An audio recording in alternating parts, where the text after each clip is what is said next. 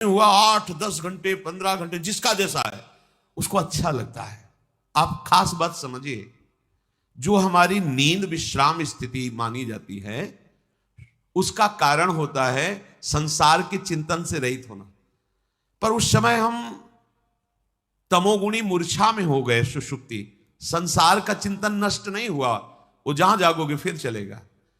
हमें जो क्लेश दे रहा है वो संसार का चिंतन दे रहा है, जो हम विश्राम मान रहे हैं वो संसार का चिंतन सुषुप्ति अवस्था में छूटा, इसलिए अच्छा लगता है कि सोया अच्छा रहा। मुझे नींद चाहिए, क्यों? मैं भूलना चाहता हूं संसार को। देखो, आप थोड़ी देर में भूलना चाहता हूं, कोई बात मत करो, कोई औषधि पवा दो जिससे हमारी इंद्रियां संसार का चिंतन छोड़कर मूर्छावस्था को प्राप्त हो जाए। नींद की गोली क्या है? वो आपको चिंतन रहित कर देती है। नशा क्यों करना चाहता है? थोड़ा चिंतन में शिथिलता आवे। वो निरंतर जो संसार का चिंतन चल रहा है, वो देखो ना, कोई कुछ कोई क्यों?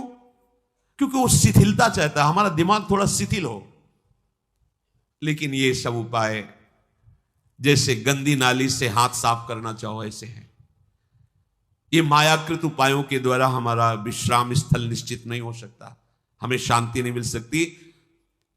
जो संसार का चिंतन सुषुप्ति में थोड़ी देर के लिए लुप्त होता है, अगर वो जागृत में तुम लुप्त कर दो तो महापुरुष हो गए।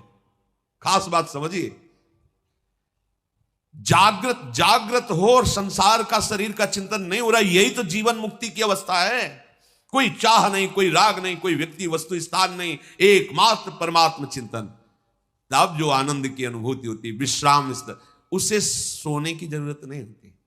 वो सुषुप्ति में दिखाई देता है पर होता वो प्रभु में ही है।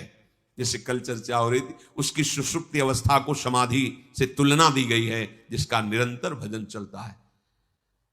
आपकी विश्राम स्थली भजन है, ना कि सुषुप्ति। उसी को उन्मनी तुरी अवस्था कहते हैं। न जागृत है, न स्वप्न है, न सुषुप्ति है।